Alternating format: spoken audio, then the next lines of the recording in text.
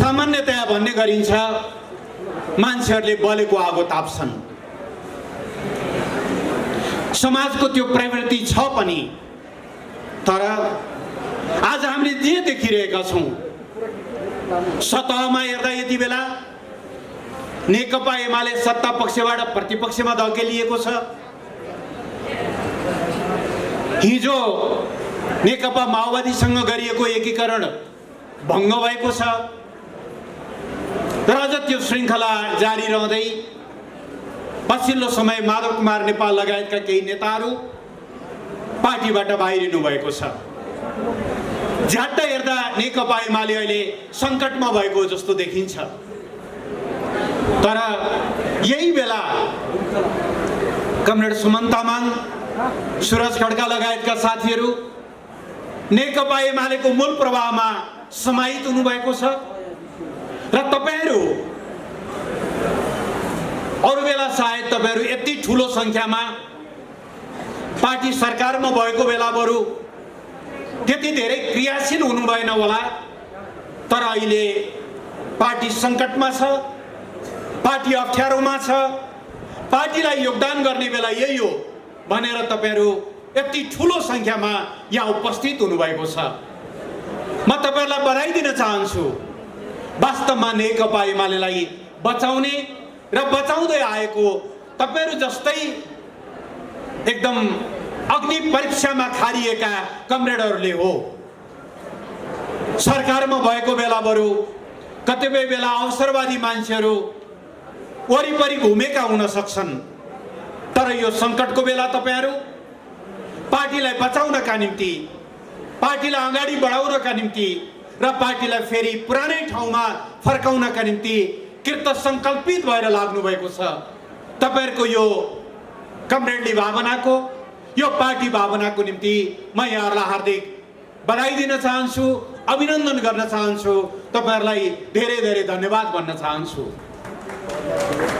कमरेडहरू, म धेरै लामो समय लिन चाहन्न, किनभने मलाई विश्वास छ ललितपुरका कमरेडहरू नेपाली राजनीतिका प्रत्येक घटनाक्रमहरूको बारेमा एक एक गरेर परिचित हुनुहुन्छ। किन यो घटना भयो, किन मुलुकमा यो परिस्थिति निर्माण भयो भन्ने बारेमा, यसका सबै नालीबेलीहरूको बारेमा पनि तपाईहरू प्रष्ट हुनुहुन्छ भन्ने म ठान्दछु। त्यसो भएर मैले समीक्षाको रूपमा धेरै लामो चर्चा गर्न चाहन्न। मैले केही प्रतिनिधिमूलक घटनाहरूको बारेमा संक्षिप्त चर्चा गर्दै इतिहासतिर भन्दा पनि अब हामी कसरी अगाडि बढ्ने, हाम्रो आगामी बाटोको बारेमा, हाम्रा कार्यभारहरूको बारेमा म तपाईहरुसँग केही कुराहरू निवेदन गर्न चाहन्छु। हामी सबैलाई थाहा छ, गएको असार 28 गते सर्वोच्च अदालतले एउटा फैसला गर्यो, परामर्श जारी गर्यो र त्यो परामर्शबाट आज नेपालको राष्ट्रिय राजनीति एकदमै फरक दिशामा मोडिएको छ। प्रधानमन्त्री केपी शर्मा ओली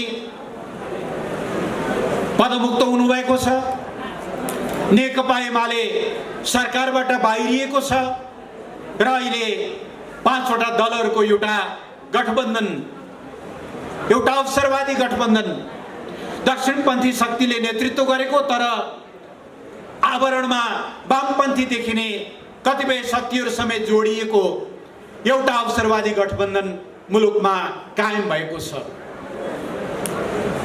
सतहमा हेर्दा यो एउटा सरकार परिवर्तन जस्तो, एउटा प्रधानमन्त्री परिवर्तन जस्तो देखिन्छ, तर म कमरेडलाई निवेदन गर्न चाहन्छु, यो केवल एउटा सरकार परिवर्तनको मात्रै घटना होइन, यो केवल एकजना प्रधानमन्त्री बदलिएको मात्रै घटना होइन, यो नेपालको राजनीतिलाई, नेपालको राजनीतिको कोर्स परिवर्तन गर्ने, धार परिवर्तन गर्ने, नेकपा एमालेको नेतृत्वमा विगत केही वर्ष यतापट्टि हामीले हासिल गरेका उपलब्धिहरूलाई उल्ट्याउने र मुलुकलाई फेरि अस्थिरतातिर, अन्योलतिर, आत्मसमर्पणतिर र आन्तरिक द्वन्द्वतिर धकेल्ने एउटा पश्चगामी घटनाको रूपमा यो घटनालाई हामीले बुझ्नु जरुरी हुन्छ। म कमरेडलाई निवेदन गर्न चाहन्छु, गएको करिब 10 वर्ष यतापट्टि नेपालको राष्ट्रिय राजनीतिलाई नेकपा एमाले एउटा बेग्लै दिशा दिने एउटा प्रयत्न गर्यो, नेतृत्व गरेर त्यसमा सफलता प्राप्त गर्यो। उदाहरणका निम्ति म केही कुराहरू निवेदन गर्न चाहन्छु। 2063 साल मङ्सिर 5 गते हामीले विस्तृत शान्ति सम्झौतामा हस्ताक्षर गर्यौं। प्रचण्ड लगायतका नेकपा माओवादीका नेताहरू शान्ति प्रक्रियामा आउनुभयो, तर शान्ति प्रक्रियामा आएर पनि प्रचण्डको सत्ता कब्जाको मोह, उहाँको त्यो योजना रोकिएन, हिंसाका प्रयासहरू रोकिएनन्, मुलुकलाई स्थिरतातिर लैजाने प्रयत्नहरू रोकिएनन्। अवस्था यस्तो थियो, एकचोटि त्यो ज्यादतीको बारेमा कोही बोल्न नसक्ने, कोटेश्वरका व्यापारी रामहरि श्रेष्ठलाई अपहरण गरेर चितवन पुर्याइएर हत्या हुन्छ, कोही बोल्दैन। काठमाडौँमा देशभरका कार्यकर्ताहरू कब्जा जम्मा गरेर सत्ता कब्जाको रिहर्सल हुन्छ, कोही बोल्दैन। हुँदै जाँदा नेकपा एमालेको नेतृत्व समेत गरुडको छाया परेको सर्प जस्तो लटरपटर जस्तो त्यो अवस्थामा राष्ट्रिय राजनीति भएको बेला कमरेड केपी शर्मा ओलीको नेतृत्वमा हामीले त्यो उन्मादलाई मत्थर पार्ने हामीले अभियानको नेतृत्व गर्यौं। शान्ति प्रक्रियामा इमानदार हुनुपर्छ माओवादी, सत्ता कब्जाको बाटोमा होइन, हिंसाको यो बाटो हिँड्न पाइँदैन, सत्ता कब्जा हुन सक्दैन। लगातार हामीले त्यो दबाव र त्यो प्रतिवाद गर्यौं र मुलुक एउटा स्थितिबाट शान्तितिर फर्कियो।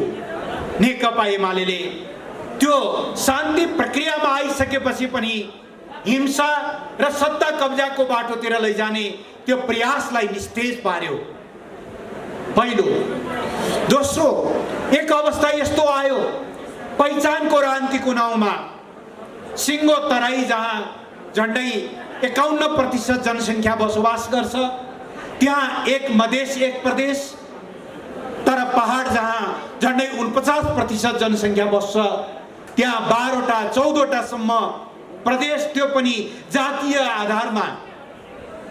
काठमाडौँलाई नेवा राज्य, काठमाडौँ वरिपरि तामाङ राज्य, अलि पर गएर सुनुवार राज्य, अलि पर गएर राई राज्य, अझ पर गएर लिम्बू राज्य, पश्चिमतिर गयो मगर राज्य, गुरुङ राज्य।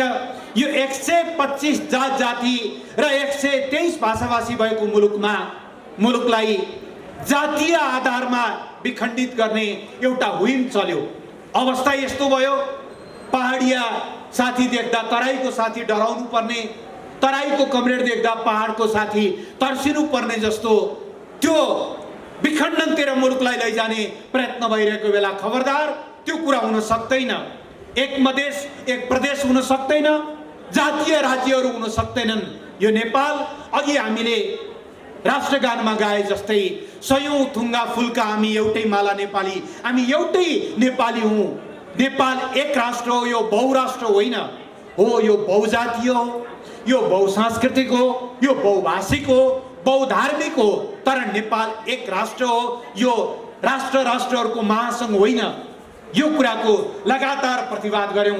आज त्यो स्थिति अन्त्य भएको अवस्था छ, त्यसको नेतृत्व नेकपा एमाले गर्यो। संविधान बनाउने बेला हो, कुनै पनि संविधान त्यो देशको मूल कानुन हो। संविधान कस्तो बनाउने भन्ने कुरा त्यहाँका जनताहरूको आफ्नो इच्छाको कुरा हो, उनीहरूको अधिकारको कुरा हो। तर नेपालले संविधान बनाउँदै गर्दा यो संविधान बनाउन पाइँदैन भनेर रोक्ने प्रयत्नहरू भए। संविधान सभाबाट संविधान तयार भइसकेपछि राष्ट्रपतिबाट घोषणा हुन नदिन भएका हस्तक्षेपहरू तपाईँ हामी सबैलाई सम्झना छ। यही नेकपा एमाले हो जसले हामी आफ्नो संविधान आफै बनाउँछौँ, यसमा कसैले रोक्न पाइँदैन, कसैले दबाब दिन पाइँदैन भनेर अस्वीकार गर्यो र सार्वभौम सत्ता नेपाली जनताले प्रयोग गर्दै संविधान बनाउने कुराको अगुवाई गर्यो। चौथो, त्यसो गरे बापत 72 साल वैशाखमा विनाशकारी भूकम्प गएको मुलुकमा संविधान जारी भएको असोज 3 गते पछि भूकम्पको 6 महिना बित्दा नबित्दै नाकाबन्दी लाग्यो। पेट्रोलियम पदार्थ आउँदैन, खाद्यान्नहरू आउँदैन, जीवन प्रदायक औषधिहरू समेत पनि रोक्ने प्रयत्नहरू भए। नेपाली कांग्रेस जस्ता कतिपय पार्टीहरू नाकाबन्दीलाई नाकाबन्दीसम्म भन्ने हिम्मत राख्दैन थिए, आँट गर्दैन थिए। त्यति बेलाको प्रधानमन्त्री केपी शर्मा ओली, जसले भारतबाट निम्ता आउँदा समेत जबसम्म नाकाबन्दी अन्त्य हुँदैन तबसम्म म तपाईको मुलुकमा भ्रमण गर्न र मेजबानी खान आउन सक्दिनँ, सबभन्दा पहिले नाकाबन्दी अन्त्य गरियोस् भनेर यो नाकाबन्दीको अन्त्य गर्ने कुराको अगुवाई नेकपा एमाले गर्यो। चौथो, पाँचौं, यो भूपरिवेष्टित देश, यसले सबैतिरबाट समुद्रसम्म पुग्न पाउने पारवन सुविधा पाउनु पर्थ्यो, तर त्योभन्दा अगाडिका शासकहरूले कहिल्यै पनि त्यो कुराका निम्ति प्रयत्न गरेनन्। यही नेकपा एमालेको नेतृत्वमा हामीले चीनसँग पारवन सन्धि गर्यौं, पारवन प्रोटोकलमा हस्ताक्षर गर्यौं। चीनबाट 4वटा समुद्री बन्दरगाह र 3वटा सुक्खा बन्दरगाहहरू हुँदै अब नेपालले भारतको बाटो भएर पनि चीनको बाटो भएर पनि समुद्रसम्म पुग्ने निर्बाध अधिकार प्राप्त गरेको छ। अब कहिल्यै नेपालमा नाकाबन्दी हुँदैन, नाकाबन्दी नहुने कुराको सुनिश्चितता यही पार्टीको अगुवाईमा हामीले गर्यौं। देशहरू ठूला होलान् अथवा साना, धनी होलान् अथवा गरिब, सम्पन्न होलान् अथवा विपन्न, तर देशहरूको सार्वभौम सत्ता बराबर हो। कोही ठुलो दाइ र कोही सानो भाइ भन्ने हुँदैन राष्ट्रहरूको सम्बन्धमा भनेर यो सार्वभौम समानताको प्रत्याभूति हामीले गर्यौं। आन्तरिक मामलामा बाह्य हस्तक्षेपलाई हामीले पूर्ण रूपले अन्त्य गर्यौं र नेपालको शिरलाई हामीले ठाडो बनायौं। अघि कमरेडरले भन्नुभयो जस्तै गुमेका भूभागहरू लिम्पियादुरा, लिपुलेक, कालापानी जस्ता भूभाग समेटेर नक्सा प्रकाशन गर्यौं र ती भूभाग नेपाललाई तत्काल फिर्ता हुनुपर्छ भनेर हामीले वार्ताको टेबलमा राख्यौं। नेकपा एमालेको नेतृत्वमा यी कामहरू अगाडि बढे। पार्टी राष्ट्रिय राजनीतिको केन्द्र भागमा पुग्यो। कुनै बेला नेकपा एमालेको अवस्था कस्तो थियो तपाईहरुलाई सबैलाई सम्झना छ। 2064 सालको संविधान सभाको निर्वाचनको परिकल्पना गर्नुस् त। 240 निर्वाचन क्षेत्र थिए त्यति बेला। 240 क्षेत्रमा पार्टी चुनाव लड्दा हामीले जितेको सिट जम्मा 33। शक्तिशाली महासचिव हुनुहुन्थ्यो माधव कुमार नेपाल। रोजी दुईटा अथवा दुईटा भन्दा बढी निर्वाचन क्षेत्रमा लड्न पाइन्थ्यो। उहाँ लड्नु भएको थियो रौतहट 1 र काठमाडौँ 2 मा। महासचिव त हार्नुभयो। पार्टी खुम्चिएर 33 सिटमा आयो। त्यो अवस्थाबाट हामीलाई खुलेआम चुनौती दिन्थे त्यति बेला माओवादी र कांग्रेसका नेताहरू। देशमा दुईटा कित्ता छ। एमाले कुन कित्तामा लाग्छ? एमाले माओवादी कित्तामा लाग्ने कि कांग्रेस कित्तामा? एमालेको लिङ्ग कुन हो? हामीलाई खुलेआम चुनौती दिइन्थ्यो। त्यस्तो अवस्थाबाट आज नेकपा एमाले राष्ट्रिय राजनीतिको केन्द्र भागमा छ। सरकारमा होस् वा प्रतिपक्षमा फरक पर्दैन। नेकपा एमालेसँग एक्लै लड्ने सामर्थ्य नभएर आज 5-5 वटा दलहरू, ती दलहरू पनि कस्ता छन्? जेठी माग्छे पानी, कान्छी माग्छे घाम, म एउटा बुढो कतातिर जाउँ भने जस्तो। चित्रबहादुर केसीजीलाई संहिता सुन्नै हुँदैन। उपेन्द्र यादवजीलाई अहिलेको 7 वटा प्रदेशले पुगेकै छैन, उहाँ 11 वटा 12 वटा बनाउन चाहनुहुन्छ। तर एउटै हलमा नारिएर हिँड्नु भएको छ। के कुन बारी जोत्न हो थाहा छैन। यो अवसरवादी गठबन्धन हो। यो अवसरवादी गठबन्धन यस कारणले निर्माण भएको हो कि नेकपा एमालेसँग एक्लै लड्ने सामर्थ्य उहाँहरू कसैसँग छैन। आज पनि 22 जना 23 जना सांसदहरू चोइटिएर जाँदाखेरि पनि प्रतिनिधि सभामा 49 सिट सहित नेकपा एमाले एक्लै छ। त्यस मुनिको नेपाली काङ्ग्रेससँग जम्मा 61 सिट छ। काङ्ग्रेसले हामी बराबर हुन अर्को सिंगै पार्टीलाई एकता मान ल्यायो भने मात्रै बल्ल एक नेकपा एमालेसँगको बराबरी हुन्छ। यस ढङ्गले राष्ट्रिय राजनीतिलाई हामीले केन्द्र भागमा स्थापित गर्यौं र 62-63 को परिवर्तनपछि मुलुकमा संविधान निर्माण भएपछि अब एक ढङ्गले राजनीतिक क्रान्ति पुरा भयो। अब मुलुकमा आर्थिक सामाजिक रूपान्तरण र समृद्धि हामीले स्थापित गर्नुपर्छ। यो क्रान्तिको लाभ यदि जनताले प्राप्त गर्न सकेनन् भने कुराले मात्रै जनताको पेट भरिँदैन। अब गणतन्त्र प्रत्येक भोका किसानहरूको गाँसमा, प्रत्येक वृद्ध बाबामाहरूको वृद्ध भत्तामा, प्रत्येक स्कुल जान नपाएका नानीहरूको स्कुलसम्मको पहुँचमा, प्रत्येक बिरामी नागरिकको निःशुल्क औषधि उपचारमा, घर नभएका सुकुम्बासीहरूलाई त्यो गणतन्त्र घर बनेर आउनुपर्छ। फुसको छाना भएका गरिब विपन्न नागरिकहरूको आँगनमा त्यो गणतन्त्र जस्ताको छाना भएर आउनुपर्छ। अर्थात् अबको हाम्रो प्राथमिकता, अबको हाम्रो एजेन्डा आर्थिक विकास र समृद्धि हुनुपर्छ भनेर हामीले विकासको बहसलाई अगाडि बढायौं। धेरै वर्षदेखि हामीले विकासका सपनाहरू देख्न छोडेका थियौं। मुलुकमा पनि विकास हुन्छ र हाम्रो देशमा पनि रेल आउँछ र नेपालको पनि पानी जहाज हुन्छ र नेपालमा पनि काठमाडौँ बाहेक अन्त पनि अन्तर्राष्ट्रिय विमानस्थलहरू हुन्छन् र हामीलाई त विकासका सपनाहरू देख्नबाट समेत वञ्चित गरिएको थियो। नेपाल यस्तो यो कहिल्यै बन्दैन। जब भूकम्पले थिलो भयो अब सिद्धियो नेपाल, यो ढङ्गका निराशाका गीतहरू हामीलाई सुनाइन्थ्यो। तर यही नेकपा एमाले हो, यही नेकपा एमालेको सरकार हो जसले भूकम्प गएको बेलामा पनि 50,000 भन्दा बढी स्वयंसेवकहरू परिचालन गरेर 3 महिनासम्म भूकम्प पीडितहरूका बस्ती बस्ती खटाएर हामी रित्तो हात झन्डै 27,000 घर टहरा बनाएर फर्केका थियौं।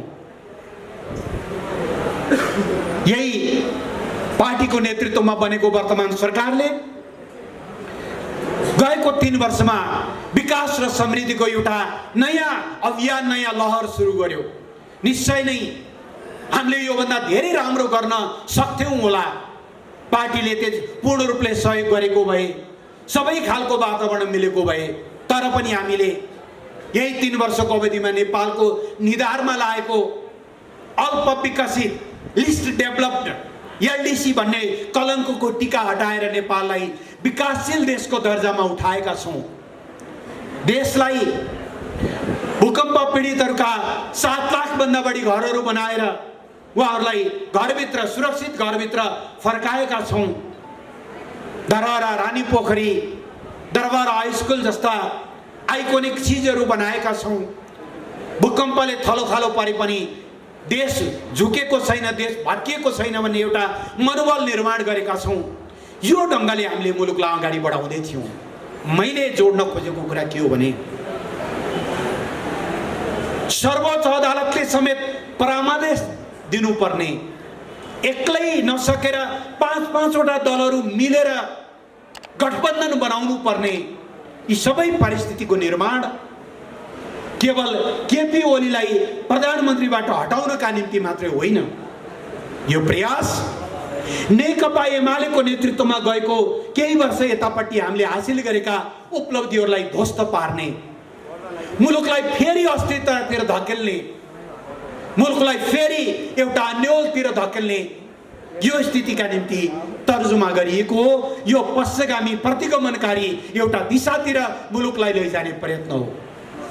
झ्याट्टै हेर्दा नेकपा एमाले सरकारबाट बाहिरिनु पर्दा पो कमरेडले यस्तो भनिरहनु भएको हो कि भन्ने तपाईहरुलाई लागिरहेको हुन सक्छ। त्यो सही होइन कमरेडहरू। यो नेकपा एमाले अथवा यो नेकपा आज 72 वर्षको भयो, 73 वर्षमा लाग्यो।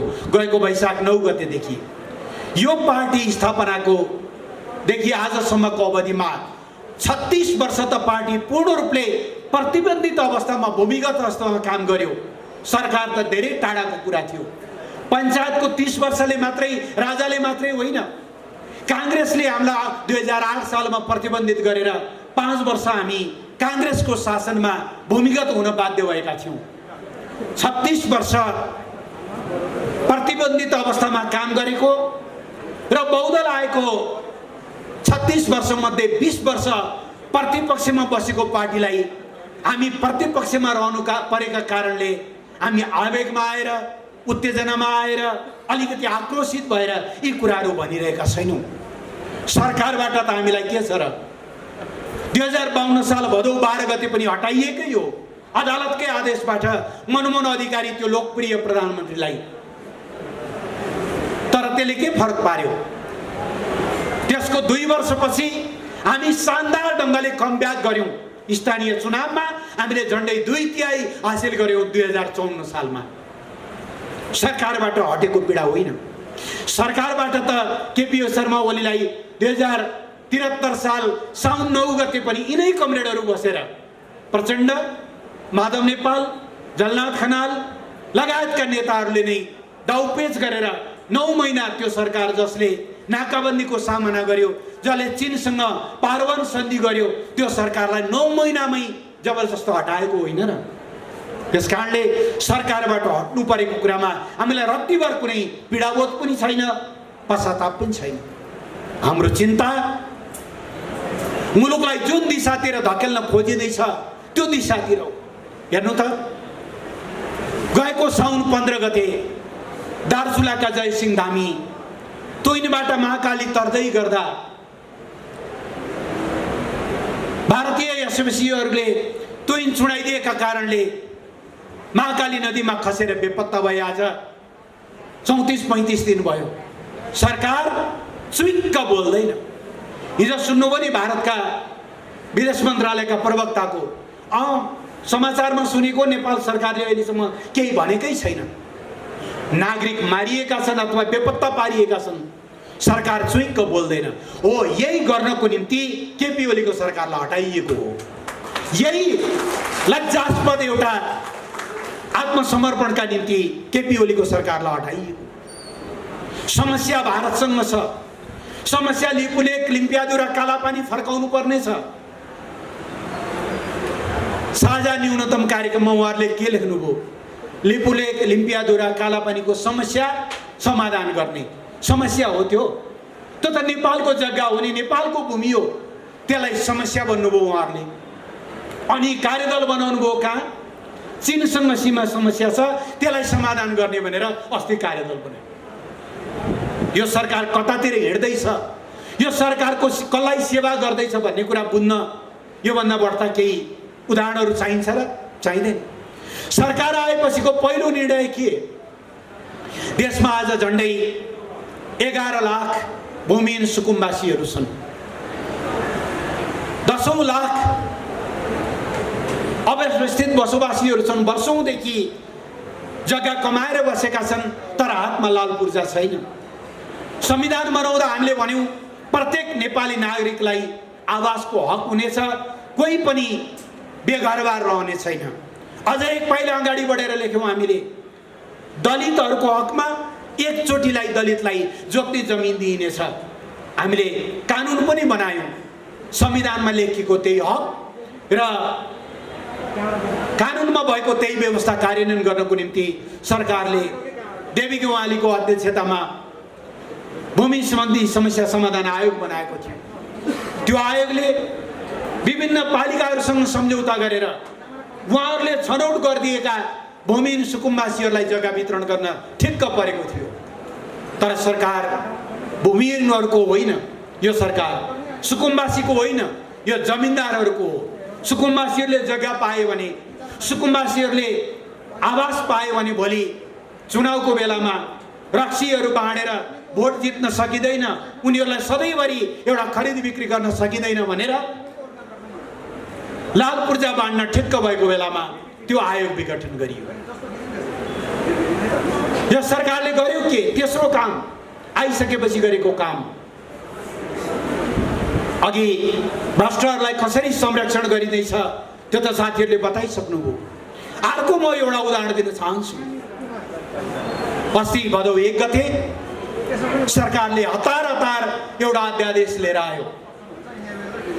अहिलेको व्यवस्थामा पार्टी विभाजन गर्नका लागि केन्द्रीय कमिटीमा पनि 40% र संसदीय दलमा पनि 40% मात्रै भएर मात्रै बल्ल पार्टी फुटाउन पाइन्छ।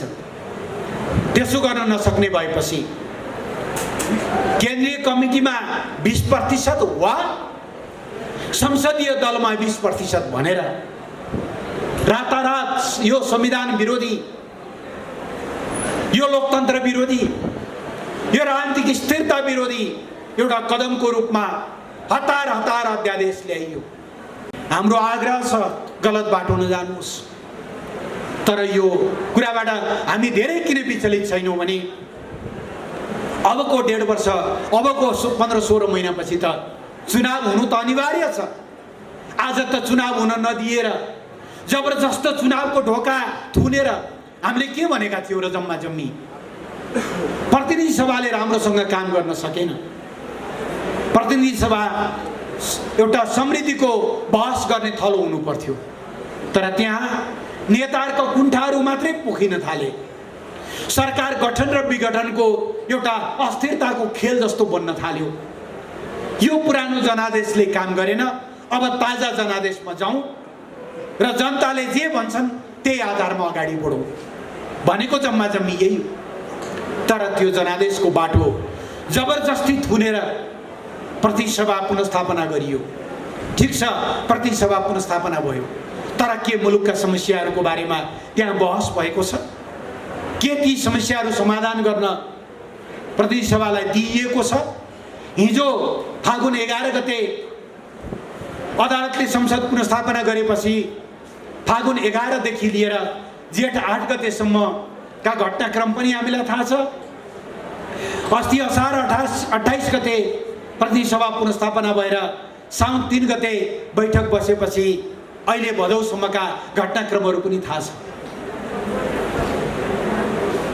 प्रतिसभालाई मुलुकको समस्या समाधान गर्ने थलोको रूपमा विकसित गर्न दिइएको छैन, किनभने हाम्रो देशमा केही नेताहरू यस्तो हुनुहुन्छ जसको सत्ताको तिर्खा जति बोतल पानी हालिदिए पनि, जति जार पानी हालिदिए पनि त्यो तिर्खा कहिल्यै मेटिँदैन। त्यसकारणले प्रतिनिधि सभालाई सत्ताको थलो, सत्ता प्राप्तिको थलो बनाइएको कारणले आज मुलुकको समस्याहरू यो ढङ्गले अगाडि आएका छन्। म यहाँहरूलाई यति निवेदन गर्न चाहन्छु, अहिले हामीले बेहोर्नु परेका धक्काहरू अस्थायी हुन्। नेकपा एमाले यस्तो धक्का विगतमा पटक पटक बेहोर्दै आएको छ। 2050 साल जेठ 3 गते आन्दोलन उत्कर्षमा रहेको बेला जननेता मदन भण्डारी र कमरेड जीवराज आश्रितको षड्यन्त्रपूर्ण ढङ्गले हत्या गरियो दासढुङ्गामा। कैयौँलाई लाग्यो अब आन्दोलन सकियो। विपक्षीहरूमा एउटा ठुलो खुसियाली छायो अब एमाले सिद्धियो भनेर। तर हामी धुलो टकटकाएर उठ्यौँ, गाउँहरू सुमसुम्याएर उठ्यौँ र 51 सालको मध्यावधि निर्वाचनमा पहिलो शक्ति बनेर आयौँ। 52 सालमा फेरि त्यस्तै धक्का लाग्यो नेकपा एमालेमाथि। 9 महिना लोकप्रिय काम गर्दै गरेको सरकारलाई जबरजस्त हटाइयो। धेरैलाई लाग्यो अब एमाले कहिल्यै सरकारमा फर्किँदैन। हामी 54 सालमा स्थानीय चुनावमा झनै सशक्त भएर फर्क्यौँ। एमालेको बहुमतको सरकार बन्ने एउटा स्पष्ट आधार थियो। त्यो आधार हुँदै गर्दा 54 सालमा यसै गरी पार्टीलाई विभाजित गरियो। नारा ठुला ठुला थिए त्यति बेला पनि, राष्ट्रवादका नारा, महाकाली सन्धिका नारा, के नाराहरू। नेकपा एमाले कमजोर भएन। 56 को निर्वाचनमा हामी फेरि 1/3 भन्दा बढी संख्या सहित सदनमा उपस्थित भयौँ। बहुमत त ल्याउन सकेनौँ, तर नेकपा एमालेलाई कमजोर बनाउने प्रयत्न फेरि पनि असफल भयो। 63-64 पछि यस्तो भयो एक अवस्थामा मानौ जता हेऱ्यो उतै मेरा नजरमा राम प्यारा छन् अथवा आखिर श्री कृष्ण रहेछ एक भने जस्तो गरी जताततै माओवादी। एमाले त सिद्धियो। धेरै सम्पादकहरूले सम्पादकीय लेख्नुभयो, धेरै लेखकहरूले स्तम्भ लेख्नुभयो, धेरै ज्योतिषहरूले भविष्यवाणी गर्नुभयो एमाले सिद्धियो भनेर। त्यो हावामा त्यस पछाडि अर्को हावा बग्यो, जातीयताको हावा, क्षेत्रीयताको हावा। त्यो हावामा हाम्रा धेरै नेताहरू बग्नुभयो। अशोक राई पार्टीको उपाध्यक्ष बगेर जानुभयो, रामचन्द्र झा तराईको जल्दो बल्दो नेता बगेर जानुभयो, राजेन्द्र श्रेष्ठ यहाँ उपत्यकाको एकदम पुरानो नेता बगेर जानुभयो। धेरैले गीत गाए त्यति बेला पनि, नेकपा एमाले त सिद्धियो। तर 70 को चुनावमा नेकपा एमाले अझ सशक्त बनेर आयो। 74 को निर्वाचनको मैले कुरा गर्नु पर्दैन। मैले भन्न खोजेको नेकपा एमालेका निम्ति आँधी तुफान, नेकपा एमालेका निम्ति केही नेताहरूको बहिर्गमन कुनै नौलो कुरा होइन। हामीलाई एउटै चिन्ता छ, हाम्रो निष्ठा जनता र देशप्रति रत्तिभर कमजोर हुन नपाओस्। हाम्रो एउटै चिन्ता देश र जनताको नजरमा नेकपा एमाले सधैँ सम्मानित होस्। हाम्रो शक्ति संसदका अङ्कगणितमा होइन, जनताको बहुदलीय जनवादको विचारमा छ। हाम्रो शक्ति कुनै ढङ्गले कृत्रिम ढङ्गले निर्माण गरिएको अरू कुनै सङ्ख्यामा होइन। हामीले जनताको मन जित्ने गरी गरेका काम र जनताको हृदयमा छ। सिंहदरबारको कुर्सी कहिले आउँछ कहिले जान्छ।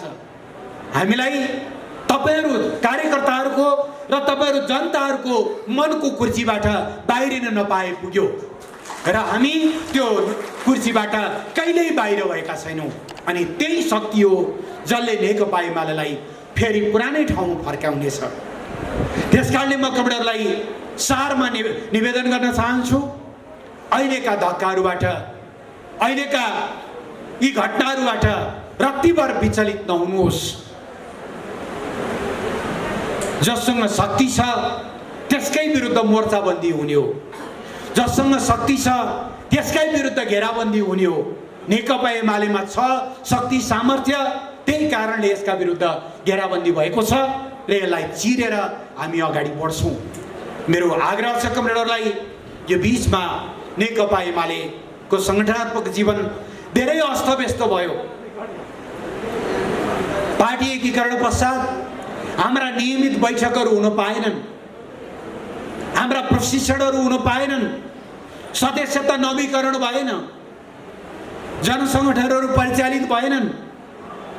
नेकपा एमाले कस्तो पार्टी हो भने जहाँ जनताको समस्या त्यहाँ एमाले, भूकम्पले घर भत्कियो दौडेर नेकपा एमाले पुग्छ, बाढीले खेत बगाउँछ दौडेर नेकपा एमाले पुग्छ, महिलामाथि यौन हिंसा हुन्छ न्यायका लागि बलात्कारीहरूलाई, दुराचारीहरूलाई कारबाही गर्न सबभन्दा अगाडि नेकपा एमाले झन्डा लिएर पुग्छ, दलितमाथि विभेद हुन्छ सबभन्दा पहिले उनीहरूका सम्मानका लागि नेकपा एमाले आवाज उठाउँछ।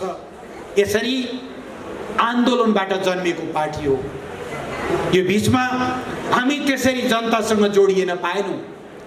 हाम्रा पार्टी बैठकहरू खास गरेर केन्द्रका कहिल्यै पनि यी विषयहरूमा केन्द्रित हुन पाएनन्।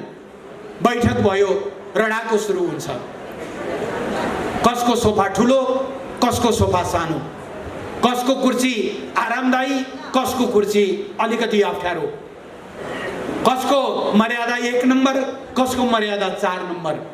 देशको मर्यादातिर, जनताको मर्यादातिर, देशको सम्मानतिर, जनताको सम्मानतिर होइन।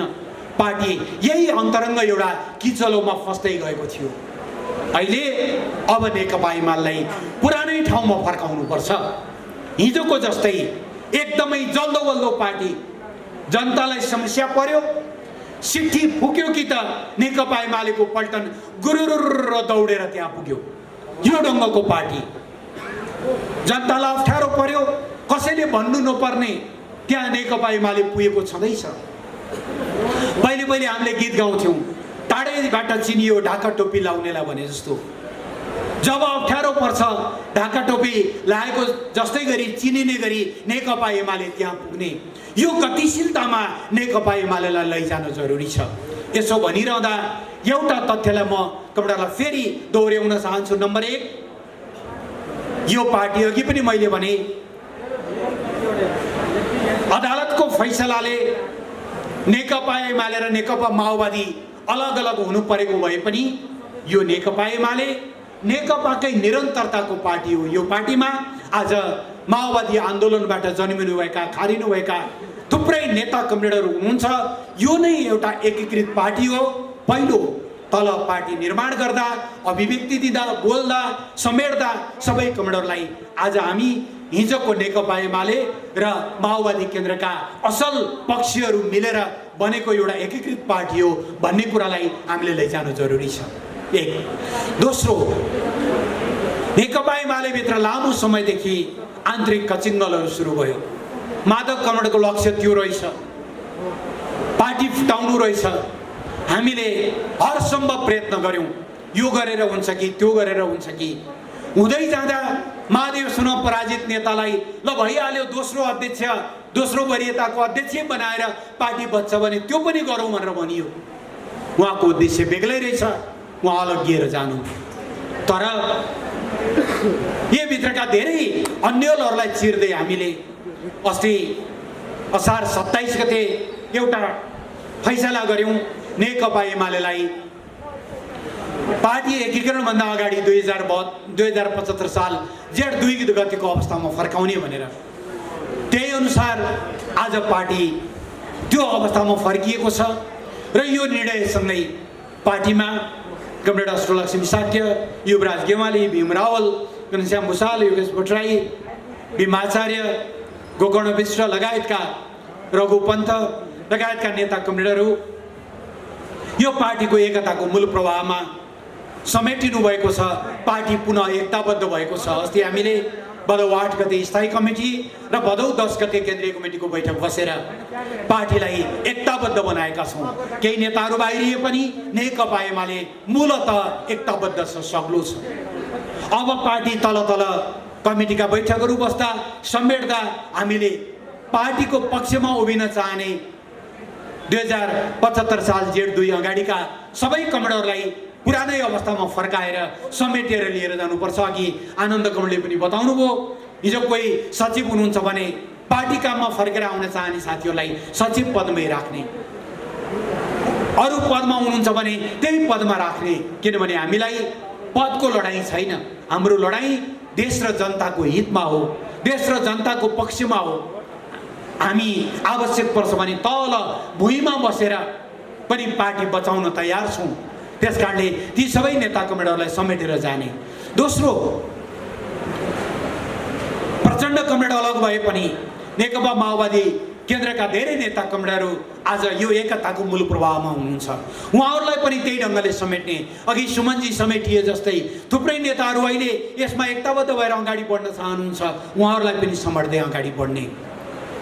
लामो समय पार्टीमा सदस्यता नवीकरण हुनु पाएको थिएन। कमरेडले असोज मसान्तभित्र सबै सदस्यता नवीकरण गरिसक्नुपर्छ। लामो समय हामीले नयाँ सदस्यता दिनबाट रोक्यौँ। पार्टीलाई एक किसिमले भन्ने हो भने पुरै जड जस्तो बनाएर सदस्यता नवीकरण पनि नहुने, मुखपत्र पनि नछाप्ने, कमिटीका बैठक पनि नबस्ने कस्तो हुँदो भएको होला पार्टी, तपाईहरु आफै कल्पना गर्न सक्नुहुन्छ। अब पार्टीमा जीवन आएको छ। नयाँ सदस्यता दिने, नियमित बैठकहरू गर्ने, प्रशिक्षणहरू गर्ने, पार्टीले आउने असोजको 4, 5, 6 मा पार्टीको विधान महाधिवेशन गर्ने निर्णय गरेको छ। हिजो हामीले बनाएको महाधिवेशन के अरे विधान संविधान जारी हुनुभन्दा अगाडिको थियो। त्यसका कयौं पक्षहरू अहिलेको संहिताको ढाँचासँग मेल खाँदैनन्। आन्दोलन कालमा बनाएको पार्टी र समृद्धि निर्माण गर्ने बेलाको पार्टीका कयौं कार्यशैलीहरूमा तदनुरूप परिवर्तन गर्न जरुरी छ। धेरै कुराहरू हामीले विधान महाधिवेशनमा टुङ्ग्याउँछौँ। कमरेडलाई खुसीको कुरा पनि छ, हामीले विधान महाधिवेशनको थलो त्यसको होस्ट गर्ने जिम्मा तपाईहरु ललितपुर जिल्ला कमिटीलाई जिल्लालाई हामीले सुम्पेका छौं। तपाईहरु भाग्यमानी हुनुहुन्छ। नेकपा एमालेको पहिलो विधान महाधिवेशन तपाईहरुको सुन्दर थलो गोदावरीमा गर्ने गरी हामीले त्यसको तयारीहरू गरिरहेका छौं। त्यस लगत्तै कार्तिक 6 गते देशका सबै 6746 वटा वडाहरूमा एकै दिन हामीले पार्टीका वडा अधिवेशनहरू गर्नेछौँ र कार्तिक 9 गते 753 वटै पालिकाहरूमा एकैसाथ पालिका अधिवेशन गर्नेछौँ र मङ्सिरको 10, 11 र 12 गते पार्टीको 10औं राष्ट्रिय महाधिवेशन गर्नेछौँ। यी कामहरू सहित अब पार्टीलाई हामीले गतिशील बनाउँछौँ, चलायमान बनाउँछौँ, ऊर्जावान बनाउँछौँ र आउने फागुन चैतमा हुने स्थानीय तहको निर्वाचनमा हिजो पनि हामी एक्लै लडेका हौं। तपाईहरुलाई थाहै छ त्यति बेला कांग्रेस र माओवादीको गठबन्धन थियो। पहिलो चरणको चुनाव गर्दा सायद प्रचण्ड प्रधानमन्त्री हुनुहुन्थ्यो। दोस्रो तेस्रो चरणको चुनावमा शेरबहादुर देउवा चुनाव लड्दै हुनुको नेतृत्वमा प्रधानमन्त्री हुनुहुन्थ्यो। उहाँहरूले गठबन्धन गर्नुभएको थियो। एक्लै जित्ने आँट भएन भरतपुरमा। उपाय केही नलाएर बत्ती निभाएर मतपत्र च्यातेर चबाएर निलेर उत्पात गरेर त्यति गर्दाखेरि पनि नेकपा एमाले त्यो चुनावमा एक्लै झन्डै 44% बहुमत सिट सहित पहिलो शक्ति बनेको थियो हिजोका दिनहरूमा। आज त हामीले 4 वर्ष 5 वर्ष स्थानीय तहमा काम गरेर स्थानीय सरकार चलाएर अगाडि बढेका छौँ।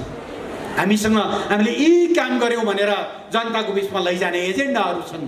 हामीले स्थानीय तहको निर्वाचनको तयारी गर्नु छ र अबको 15-16 महिनापछि हुने प्रदेश र स्थानीय तहको निर्वाचनका लागि तयारी गर्नु छ।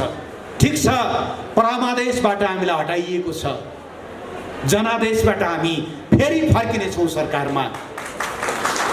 परमादेशबाट हामीलाई प्रतिपक्ष बनाइएको छ, जनताको मायाबाट हामी फेरि फर्किनेछौँ र देशलाई समृद्ध नेपाल सुखी नेपालीको त्यो अभियानमा अगाडि बढाउनेछौँ।